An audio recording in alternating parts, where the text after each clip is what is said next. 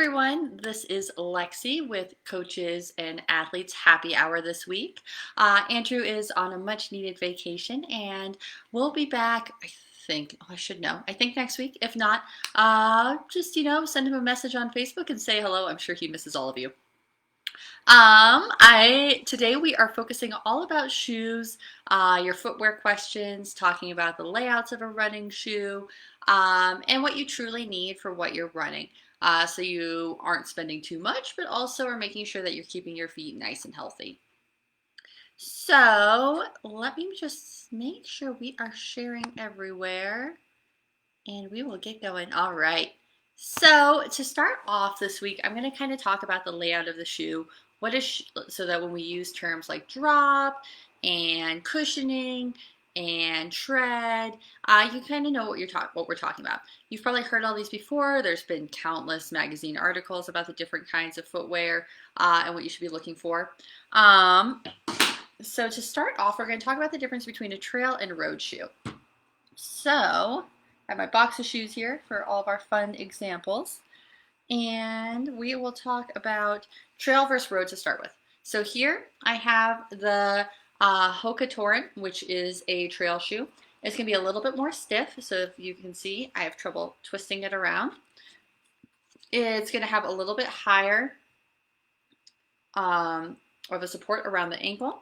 It's going to have a little bit more toughness around the toe to prevent from rocks, stepping on anything unfortunate or bashing in those toenails. And then we have a trail shoe. Right here I have the Topo Ultrafly. So it's going to be a little bit more flexible. This isn't the most flexible. Here, I'll grab this Escalante by Ultra. A little bit more flexible. I can move it a lot differently than I can move our old trail friend here.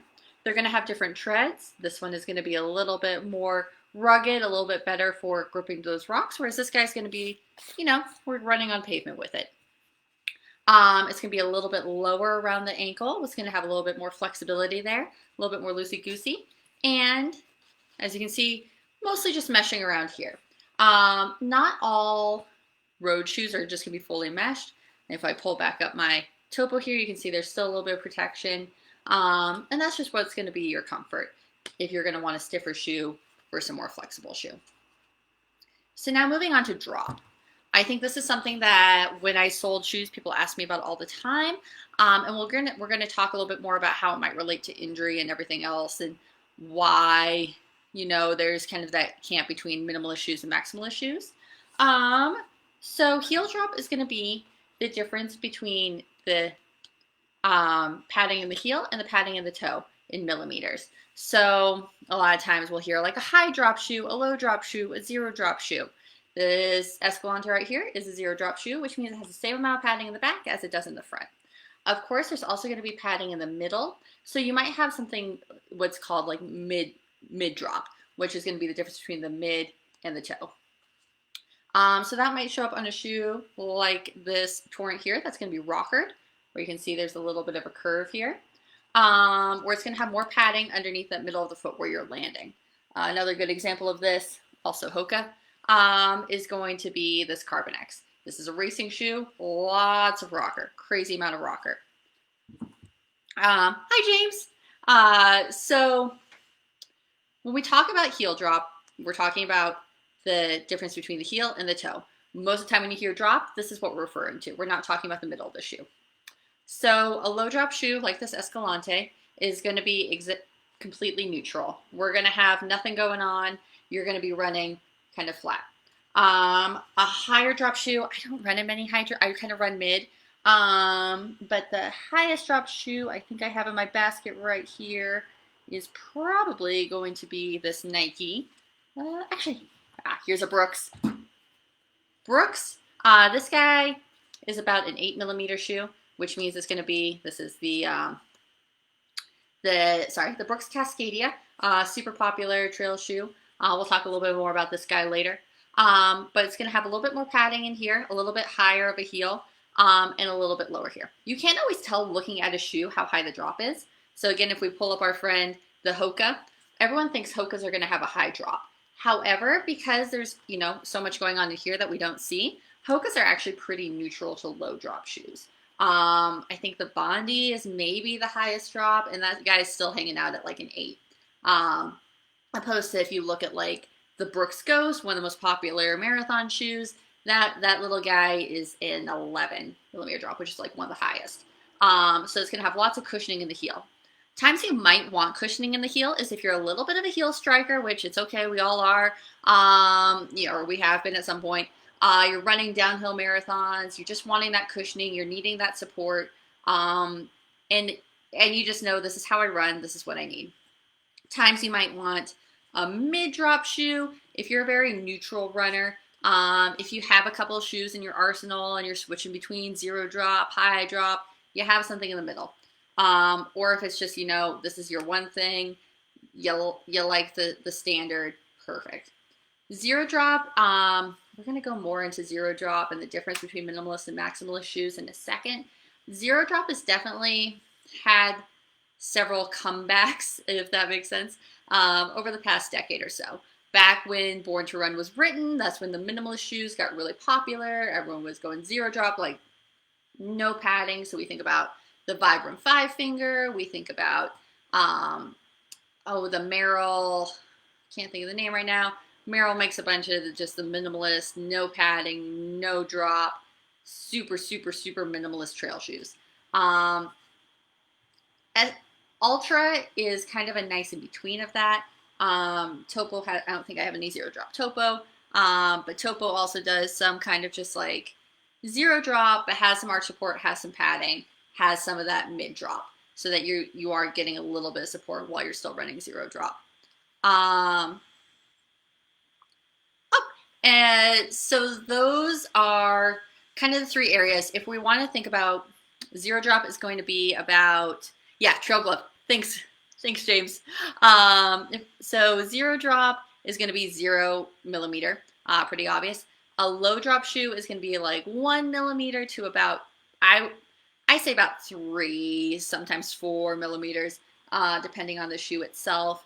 I don't think I have it with me, but some of my favorite trail versions of that would be the La Sportiva Lycan. Let's see what else is pretty good for a road shoe. The Topo Ultrafly is in there. If we're looking at a mid, or a mid drop shoe, that's going to be about 5 millimeters to, I would say, 7 or 8. So that's where most of the Hokas are going to live. That's where our Nike friend is going to live. Most of those guys fall in there. And then when we talk about high drop, it's going to be about 8+. So again, that's the Brooks Ghost, the Brooks Cascadia. Let's see, I'm trying to think of some other popular ones. I believe the Nike Vaporfly is in there. So a little bit higher, a little bit more cushioning. And that's the range. So now we'll talk a little bit about toe boxes, because I think that's another thing that people tend to fixate on and have strong opinions. So let me grab some examples here. Don't worry, I have plenty. This one's a good guy. All right. So here I have three different toe boxes. I'm a shoe hoarder, I'm sorry. So first we have kind of a more narrow fitted shoe. That is going to be, again, our Nike and our Brooks Cascadia. If you notice, if I can get that nice and close, they're going to be a little bit closer fitting to the foot. It's going to give you kind of that more secure feeling. People who really love these tend to be like soccer players. When I sold shoes, those are always the ones who loved having that fitted feeling. People who have very narrow feet. People who maybe are running a little bit faster, racing. So especially in the trail world, these are folks who are just kind of like hauling through, might be doing a shorter race where their feet aren't swelling too much, but they want to kind of bounce around on those rocks. Kind of a middle ground. Again, we have our Hokas. We have not too much in the middle. Oh, I guess, so here's what we can talk about too. Or some shoes like this Hoka here is going to have a little bit more meshing. So it might be a little bit more of a narrow fit, but there's lots of room for the foot to expand. Again, Hoka, kind of a nice and neutral in that way. Other ways they're not, which we'll talk about in a second. But that's, kind of more narrow toe box. When we talk about a wider toe box, we are going to look at the Topo and the Ultra. This is the Ultra Lone Peak here. I think the 3.5, so, a little bit older. These guys are going to have a little bit wider of a toe box. People who might want a wider toe box are people who have wider feet or people who might get some swelling in their feet. What I really like about the newest Lone Peak, this guy here, is that while it still has a nice wide toe box, it's a little bit more fitted on the inside of the foot. So we're still getting some security in here. So this is people like me who maybe don't have necessarily a wide foot, but are starting to get some bunions, starting to get, our toes have been cramped up for too long. We're still getting some security. So that kind of segues into why you might not always want to be wearing a nice fitted tight shoe. What happens is we push our toes, sorry, camera confusing me, push our toes in.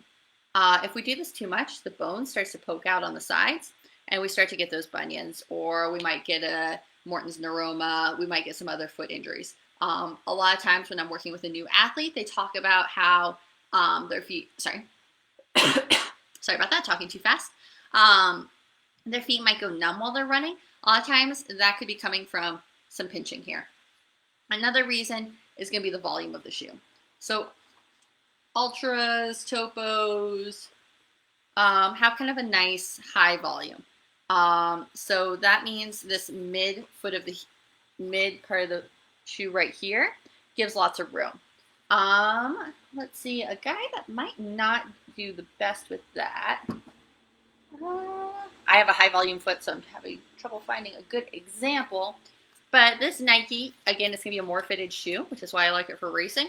But it's not going to have as much space right here.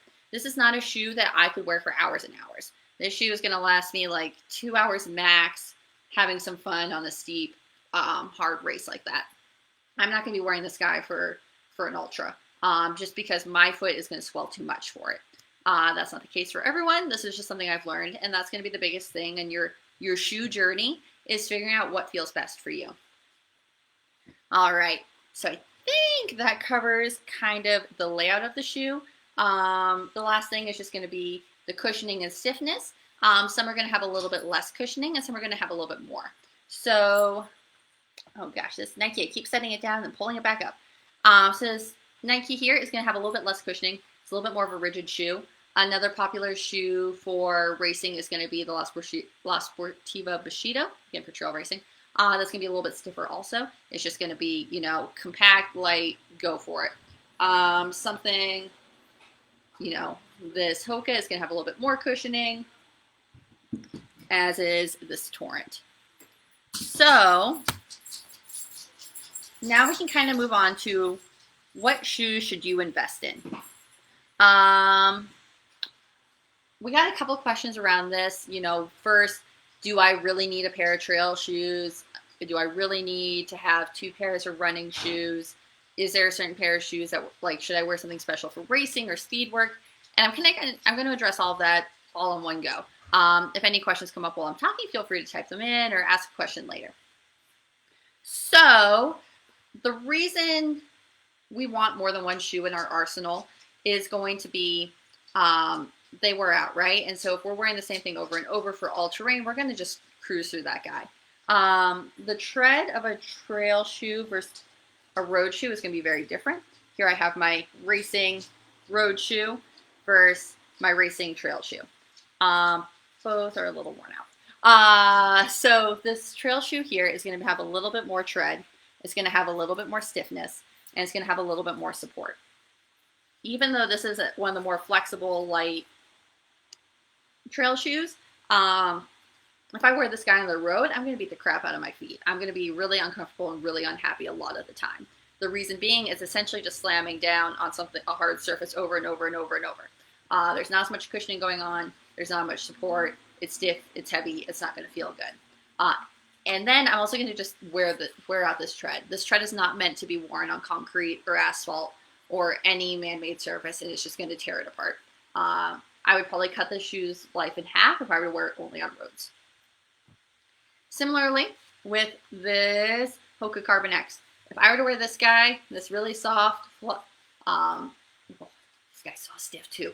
So this has carbon in the inside. Not the best example. So let me grab my Ultra Friend. If I were to wear this Escalante on the trails, every time I step on a crazy rock and twist my ankle this way, oh, who's taking that? It's gonna be my body taking that. Can't think. It's gonna be my body taking that impact, not the shoe. So that's gonna be the first thing. It's just gonna be more like a injure myself. I'm stepping on rocks. I'm bashing in my feet. I'm gonna be really unhappy for that reason. My feet are gonna cramp up. I'm gonna be uncomfortable and unhappy. Also, tread is really soft. This tread is meant to be worn on roads. If you can see, if I hold it up nice and close, even being on roads, I've worn out the toes. If I were to wear this on trails, I would absolutely beat the crap out of them. I would have rocks sticking out of them and they would be torn apart in seconds. So that is the reason that you would have both a pair of trail shoes and a pair of road shoes. If you're somebody so when I lived in Golden, I ran the trails for my house a lot, which meant I might be doing a long run that involves both trail and road.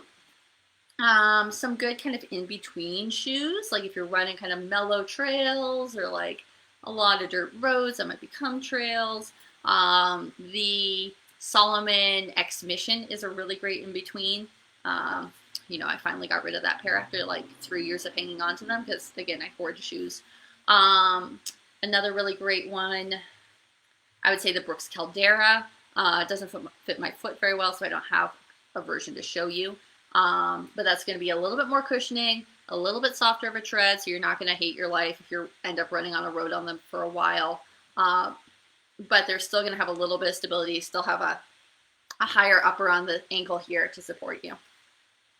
So those are kind of the nice in-betweens. So then moving on to when should you invest in a nice pair of shoes? This question was about, somebody if they're starting running, they're signed up for their first 5K, and they're running like 3, maybe 4 days a week. How long until they need to actually get like a nice pair of shoes, or how long can they wear kind of, those nice like knockoff $40 shoes? Honestly, and again, do whatever is financially right for you. But I would say a good pair of shoes should be the first thing you invest in. 1 second, losing my voice. If you're wearing crappy shoes that are beat up easily and you're beating the crap out of your feet and ankles and calves, like you're going to have a really bad time. It's not going to be an enjoyable experience for you. What I would recommend instead is to look at like Runner's Warehouse or like REI will have old models available that people have returned, but are still like new. A lot of running shoe stores will do the same. Go and get last year's pair, like a pair from last year. It's discounted. It still might be $60 or $70, but you're going to feel a lot more comfortable. And it's going to make the experience a lot better for you. If you're starting out in your first ever running experience injured, it's not going to be a great time. So that'd be my advice there. Now do you need specific shoes for race day or for speed work? No, but it will also, in a way, help. So this, again, is kind of a two-part question we got. One side, how much do those running shoes really affect, your speed, your training? And then how, is it necessary? I would say it depends on I don't want to say how serious you are, but, the more you invest, the more you care, right? If you just have your tried and true one pair of shoes and that's who you are, just make sure you replace them frequently and you're taking care of them. If you're kind of getting into that speedier category, where you might be racing a little bit more competitively, you might want to invest in a pair of racing shoes. So let me pull out my past racing shoes. Okay, so here we're going to talk a little bit about road shoes.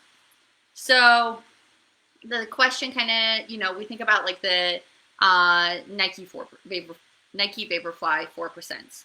So that shoe quote unquote, was 4% better, made you 4% faster than other shoes in that category. The truth in that is that there is a big difference between, I don't have that, but I do have the Hoka Carbon X. It's going to be a lot lighter. This guy, oh gosh, I can look it up real quick. But it's going to, I'll put it in the comments, the weight of the Carbon X and the Vaporfly. It's going to be a lot lighter. You know, this one is considered, this is my training shoe. This Topo is considerably heavier. If we look at the meshing, the rocker, it has a full carbon plate here, so it's, you know, very stable, very meshy, fits like a glove, a lot lighter. This guy's gonna be a lot heavier, a lot bulkier. There's a lot of movement. I can move this guy all around. I'm gonna be twisting all crazy like. You know, it's gonna stick out a little bit further on the sides, which is fine for training. You know, I'm cutting off several ounces of weight with this shoe. Where this matters is when we think, you know, okay, so a standard marathon, you're taking about 180 steps, 90 each foot per minute. If you're running for 3.5 hours, that's 37,000 steps. That's a lot of weight. If we think there's a couple of ounces each time, how many pounds are you carrying along with you? Sure, most of, like, how much does this matter can be kind of negligible if you just have a bad race anyway. But if you're going for a competitive finish, if you're going for a big PR, you know, why not give yourself as many chances as you can? What I like to do is speed train in my racing shoes. So that's kind of what I use them for. Going to the track, doing my tempos on the road. That's when I'm going to be wearing kind of those lighter, faster shoes so that I can kind of get into that race pace mindset and feeling, so that when I go on race day and lace up those shoes, they're broken in, but I haven't beaten the crap out of them on all my training runs. For a long time, the Ultra Escalante was my race and training shoe. This guy's like between $90 and $120, depending on, you know, when it comes, like the time of year and how soon the new model comes out, though they haven't changed much. It's light. It is zero drop, which, like I said, in a second we'll talk about minimalist versus maximalist shoes. But, you know, it's not that expensive. Same with, oh, I don't have my Hopunas here. I don't want to work with them. Anyway, the Hoka Hopuna, very similar. Nice and light, pretty cheap, great racing shoe. The Brooks Pure Cadence, nice and light, pretty cheap, good racing shoe. You know, you don't need to be investing in this guy or the Vaporfly 4%. They might be a faster shoe. They are definitely a higher quality shoe. These guys have a lot of differences between them. But where I was when I was wearing this was very different. This is when I was, you know, getting into, you know, more marathon training. So next question. All right. So now we'll talk a little bit about minimalist versus maximalist shoes. So just like every other fashion trend, running shoe trends tend to be kind of seasonal and cyclical. So, you know, every couple of years we go back and forth between, oh, use this guy again still, back and forth between what is going to, you know, whether we want to have lots of cushioning, lots of support, everything in the shoe possible, or if we just want something completely minimalist, you know, back to basics. Again, this started with Born to Run. We talked, you know, that's when people got really into the Barefoot shoes. Times I think that the Barefoot shoes, the fully minimalist Barefoot shoes are great. I've used them doing sprints in grass to when I'm coming back from an injury, or even just running in the grass to kind of help my mechanics, build up my ankle strength, build up my foot strength. I had a stress fracture in my foot, and that was one of the things I think really helped me come back stronger. Times are not great is if you're putting in any substantial mileage on any terrain in those shoes. I don't care how strong your feet are, it's not a great idea. Yes, the Terra Humera do it. Lots of people do it. I'm not sure it's the healthiest thing for a lot of reasons, most of all impact. You know, think of where you're running. If you're running on pavement, That's not where the Terrahumera are running either. So like big differences. Your size can be a difference. If you're a bigger person running in those minimalist shoes, it's just gonna be a ton of pounding. And by bigger person, I mean like more than 100 pounds. Same can kind of be said for the zero drop shoes. I love zero drop shoes. I wear them like at least 70% of the time. That doesn't mean that everyone should wear them or that they're all that I wear. Zero drop is really great for kind of going back to basics. I think that a lot of the reason my form has changed and improved is because I switched to wearing zero drop shoes. However, what's nice about a higher drop shoe, we'll use this Nike example, is we have a little bit of that padding here. So that means our foot is just going up a little bit, and we're getting a little bit of support in that Achilles. These zero drop shoes can be really, really tough on our planters and Achilles. If you aren't used to walking around barefoot, if you don't wear flip-flops often, if you've never worn zero drop shoes, and you decide to make the change, start out wearing them like maybe 20% of the time, maybe, and then slowly ease your way in. Like you should definitely have a higher drop pair of shoes in your arsenal to alternate between the two. So maximalist shoes, again, come back and forth every couple of years. Hoka first started getting pretty big about 8-9 years ago when we really started loving those like big fat boys. So here, like we can look right there. Look at all that padding. Look how cozy that is. Benefits, if you just like if you are running tons and tons of miles and getting lots of foot pain, that's going to comfort you a little bit. It's just going to, if you don't have the best form, it's just going to kind of like protect you, get you on your way. Some downfalls of this are one, stability. So we look at these trail shoes with lots of rocker, lots of padding. There's a chance of me just kind of rolling off to the side, rolling an ankle, not being super stable. Getting fatigued, not being able to lift my feet up as high, tripping over a rock. Things like that are going to be a little bit more likely in these maximalist shoes. So maximalist does not necessarily mean high drop, as we talked about before. There can be some higher drop maximalist shoes that are just going to be like crazy. But what it mostly means is there's going to be a lot of cushioning. There's going to be a lot of support. There's going to be this rocker. There's going to be a lot of stability and protection. Again, these guys like can't twist them at all because of this plate. There's lots of padding on top of it. So that's kind of the difference between maximalist and minimalist. Set all my friends down for a second while I pull up my next question. All right, when to get new shoes. So there's 3 big indicators of when you should get new shoes. The most common one that we all go by is mileage. This one isn't as tried and true as we've been said it could be. This is again going to vary, largely on your size, how you run, and where you're running. If again you're kind of a bigger person, you're going to be putting a little bit more strain on those shoes, which means that you might just wear through them a little bit faster. So going by mileage might not be the best way for you, or you might want to start thinking of changing over, between the 300 to 400 mile mark instead of the 500 mile mark. Another thing is if you kind of shuffle your feet, you have a really heavy, hard stride. Again, that's going to kind of shorten the mileage.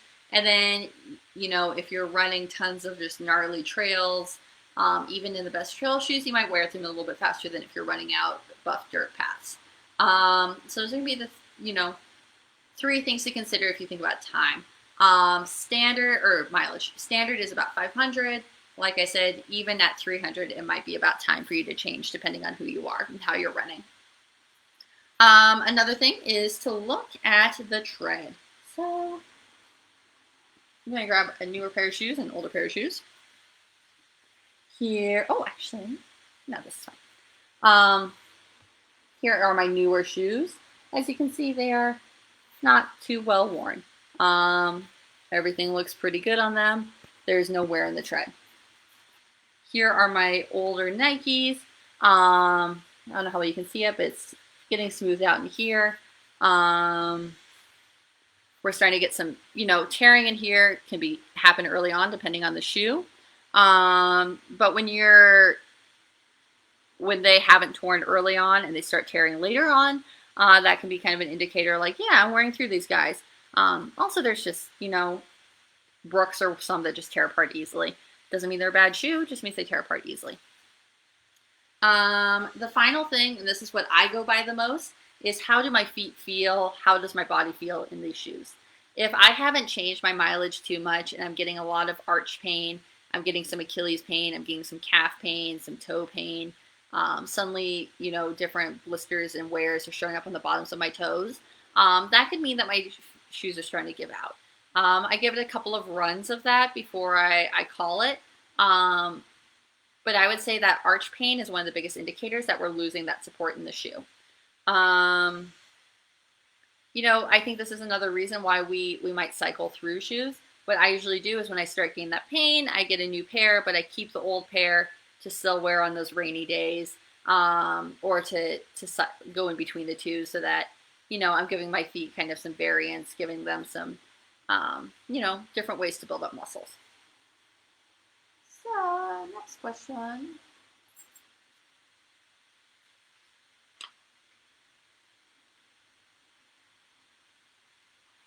Sorry.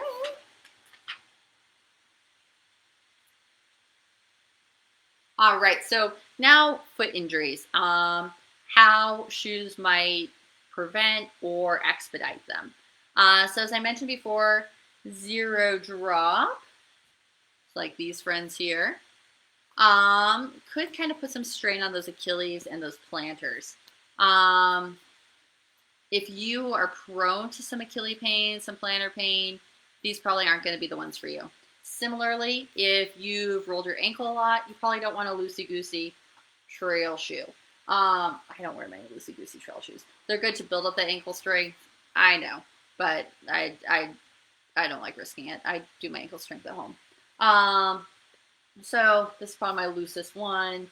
If you're prone to rolling those ankles, probably not what you want.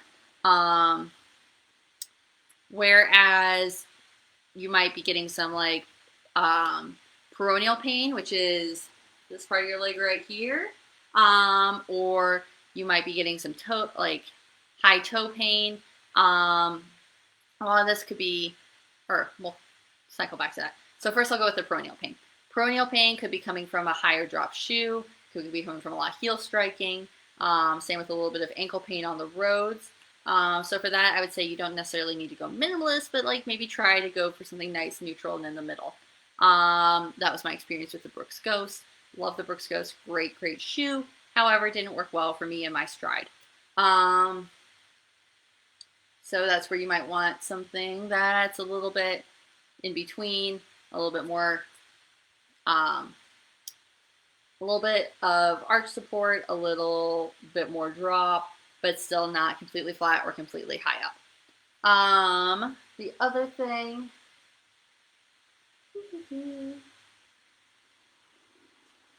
cushioning. So again, I think plantar fasciitis is one of the most common foot injuries that is largely related to shoes. Make sure you're getting that arch support if you have high arches. If you have low arches, make sure you have a little bit of cushioning going on, so that you're not just slamming down on the road every single step. What I recommend when you're going in to try on new shoes is going for a long run first. Apologize to the salesperson, they'll be used to it, it's fine. Go for a long run first so your feet are nice and swollen. Then go try on running shoes and you'll kind of feel how that arch hits you when your feet are swollen and you're late into the day. That's going to help you the most in determining whether or not it's a good support. You can always invest in insoles, though most of the time, most people I have found can find a pair of shoes that work well for them. If you can't, there's some that can just a little bit of extra padding in the heel, a little bit of extra padding in the middle, just something to give you a little bit extra there. Finally, if you're, as we talked about before, getting that numbness in the midfoot, getting the numbness in the toes, that could either be from the shoe being too tight or how you're landing. We have that dorsal flexion, right, where we go up like that. If you get something that's restricting that, you're not going to get that same blood flow. There's a few different ways you can tie your shoes to prevent that. One of my favorites is to skip these 2 knots here. I don't know if I have any shoes I did that with. Not here. I've done to other people's shoes mostly. Yeah, it's nothing as weird as somebody asking a question on the trail and you just start tying their shoe for them. So I am. But, you know, you can kind of skip some stitching here if everything else about the shoe feels great, but you're still getting that swelling there, especially if it's, you know, not all the time, but during a long run. Sometimes people have issues with some loosey-goosiness around the ankles. We can do a little of an extra tie there to tighten it. If you have any questions about that, send me an email, lexi@lifelongendurance.com, and I can send you lots of resources. All right, final question, I think, is about comparing shoes. So this one was a little bit more of a specific question, comparing the Hoka Recon to the Pegasus 37 or the Zoom Fly, both Nike. Sorry, the second tier, both Nike. What I do when I compare shoes is first I look at all the specs online. Shoe nerd. So with that, I looked at the drop, I looked at the cushioning, and I looked at the weight. So the Hoka Recon, yeah, is a 5mm drop, so it's gonna be kind of neutral. I don't have that one, so I'm gonna use a similar Hoka 5mm drop shoe. The other one is a trail shoe. This is the other one's a road shoe. This is a trail shoe. I'm gonna have a little bit lower of a drop. It's gonna weigh a lot less, which that's nice. And it's a little bit more of a meshy shoe. It's gonna have, you know, it's a little bit more narrow, but if you do have a slightly wider foot, you know, you can kind of sprawl out your toes a little bit. The Pegasus 37 is a 10mm drop shoe, so pretty high drop. And it weighs 9.5 pounds, or 9 pounds. Shoes, that would be a heavy shoe. 9.5 ounces, so a lot heavier than the Hoka. And it's also a very narrow shoe, a little bit less meshy, but higher in cushioning. So if you're just going for like a cushy trainer, awesome. And then finally, the Zoom Fly 3 is going to be an 8.9 ounce shoe, so still a little bit higher. 8mm drop, so a lower drop, kind of falling into that mid range, just before the high range. And it's going to have a pretty big rocker. So it's going to be a little bit of, more of a maximalist shoe. So those are what I look at, how I compare shoes. Sorry, I'm bouncing around. One more thing, I forgot to mention this when we talked about the wide toe box. Another reason the wide toe box is really great, I just thought of it when I was talking about rocker and with the shoe. Another reason the wide toe box is really great is pretend this is your foot. Oh, camera's confusing me. And again, we talked about if they're cramped, your toes are cramped in, yeah, you're getting those bunions. Some other reasons it might be nice to let those little guys out is we think about this big toe. This big toe has a lot of jobs while we're running. As I mentioned, there's that dorsal flexion that all of our toes are doing. They're going up a little bit with each step, which kind of helps in that process of compounding that impact. We're kind of protecting our feet with that dorsal flexion. But the big toe is it's going to be used for stability. So it's going to keep you from going all loosey-goosey around. It's going to keep you running in a straight line. It's going to keep you from rolling around if you're on rocks. The other thing is it's what we push off of. So yeah, I don't know how to best demonstrate this on the camera. When we push off, the last thing we roll off is that big toe. That's why we all pronate a little bit. We just don't want to over-pronate. So we push off that big toe. We get a little bit more power. So we get stability, we get power, and then we get a little bit of, spreading out, taking some of that impact, taking some of that weight. We're giving all of our toes equal chance to spread out. So that's another reason wide toe box is good. However, that doesn't necessarily mean it needs to be a wide guy like our Topo or Ultra friends. It could be something, that's just more meshy. It just gives you a little bit more room. Final thing, I promise, is shoes that say that they prevent something or help something. So the Brooks Levitate and Adrenaline both help with overpronation. Yes, you don't want to overpronate because that can cause all sorts of issues. However, how much is a shoe really going to fix, and how much can you fix with strength training? I definitely recommend going to strength training, looking at what exercises you can do to strengthen around that part of your leg to help with overpronation before you go with a shoe that's going to correct it. The other thing is there is absolutely no trail shoe ever that will ever exist that can prevent overpronation. The reason being is something like the Brooks Adrenaline has a little bit of extra padding that keeps you from rolling too far. So overpronation is when we step and we go, whoa, too much over one way. Supination is when we stay on the outside of the foot. Heel clicks are when we jump in the air and click our heels. Standard stride things. So when we're overpronating, it has a little bit of extra here. So we go, oh, no, we won't roll too much. We all pronate a little bit. That's what we want to do. Rarely do people overpronate on both sides. So that's one way a shoe is kind of funky. And then, like I said, trail shoe, you'll never ever find something that will prevent it. The reason being is because nobody can predict what the trail will look like. We can assume if you're running on a road, it's going to be a flat surface, hopefully. And there might be some potholes, so you can step over them. You'll be fine. If you're running on a trail, you're not going to have that luxury. So no shoe is going to be able to be like, oh, a little bit of padding here will help, because there could be a lot of rocks over here and there could be something and you're going to roll and hurt your ankle. So be wary if you ever hear there's a trail shoe that can correct form. It can't. It's impossible. Be aware of that. Anyway, sorry for rambling at you guys for 40 minutes all about shoes. Well, that was fun for me. If you made it through, I am very impressed, but I'm happy to answer any of your questions later. I always love hearing what you guys have to say. For our next month, we are going to talk about strength. August is all about strength. And so get your questions ready for that. This weekend in Boulder, if you're around, we're going to have the Not Quite Boulder Try, where our coach Laura is getting people together to bike and run in a socially distant way and kind of compete, have some fun. And there is more events. I will post them later on our Facebook page. I hope you all have a really great day, and thank you so much for joining.